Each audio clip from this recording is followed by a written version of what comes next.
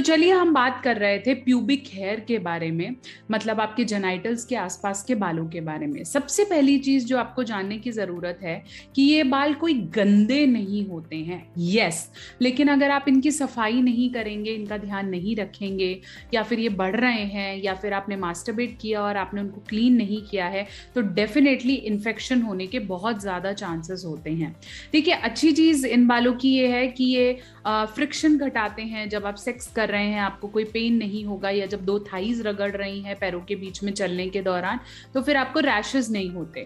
लेकिन ये बाल आपको इन्फेक्शन, आपको फैली हुई बीमारियां जो कि जेनाइटल से होती है वो हो सकती है, इसलिए इन्हें क्लीन करना जरूरी है। अब बात करेंगे कैसे क्लीन करना है। सबसे पहले समझें, वैक्सिंग, शेविंग, लेजर ट्रीटमेंट, या फिर आप बोल सकते हैं हेयर रिमूवल क्रीम, या फिर कई लोग कैंची से ट्रिम करते हैं, ये सब चीजें आप कर सकते हैं। अब मैं आपको बताती हूँ डॉक्टर क्या रेकमेंड करता है या फिर क्या सही तरीका है। सबसे पहले अगर मैं बात करूं तो शेविंग की, बहुत सारे शेवर जो यूजली फीमेल के लिए, वल्वा ओनर्स के लिए या पीनिस ओनर्स के लिए बनते हैं, जो कि आपको शेव करने के लिए रेजर टाइप्स होते हैं, लेकिन थोड़े से कम हर्ट करने वाले, वो आपको मार्केट में मिल जाएंगे। लेकिन पॉइंट ये है कि जब भी आप शेव करें हमेशा ध्यान रख के करें और उस डायरेक्शन में शेव करें ताकि आपके बाल निकल पाए। अगर आप बहुत बार डायरेक्शन नीचे बदलेंगे तो आपको कट लग सकता है, आपको बॉयल हो सकता है, मतलब आपको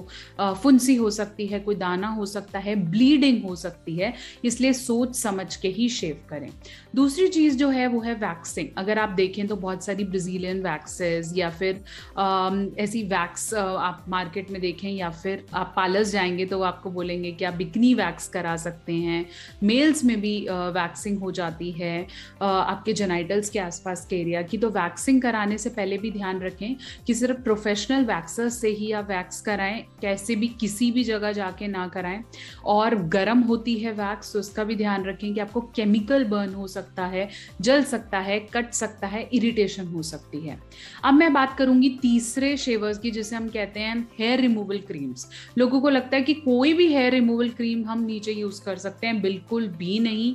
और जब तक वो क्रीम सिर्फ प्यूबिक एरिया के लिए नहीं बनी हुई है तब तक आप किसी भी तरीके की हेयर रिमूवल क्रीम यूज ना करें। और अगर आप कर रहे हैं तो वो प्यूबिक वाली हो, गर्म पानी से जरूर धोएं और ज्यादा समय लगाकर ना बैठें। एक पर्टिकुलर टाइम के लिए ही वो क्रीम लगानी होती है। अगर आप ज्यादा समय बैठेंगे तो आपको जलन या वो एरिया काला पड़ सकता है, तो ध्यान रखें। अब मैं बात करूंगी लेजर ट्रीटमेंट की। यहाँ का लेजर इज नॉट रिकमेंडेड। साथ साथ अगर मैं बात करूं ट्रिमिंग की, तो रेगुलर ट्रिमिंग इज गुड। अगर आप एक छोटी, जो स्पेशली छोटे साइज की कैंची है या सिजर है, उसके साथ अगर आप रेगुलरली अपने प्यूबिक हेयर को ट्रिम करते हैं तो वो आपके लिए अच्छा रहेगा। अब मैं बात करूं कि क्या हर किसी को अपने प्यूबिक हेयर क्लीन करने हैं। देखिए, ये एक पर्सनल चॉइस है। कई ऐसे लोग हैं जिन्हें बिल्कुल shaved vagina, pussy, saved area पसंद है। कई ऐसे कपल्स हैं जिनको हेयरी पसंद होती हैं। तो ये आपकी पर्सनल चॉइस है। आपका पार्टनर आपको फोर्स नहीं कर सकता है कि आप इसे क्लीन करें, लेकिन ऑब्वियसली आप उनकी चॉइस है, उनकी रिकमेंडेशन ऊपर रखें जब आप एक अच्छा सेक्स एंजॉय करना चाहते हैं।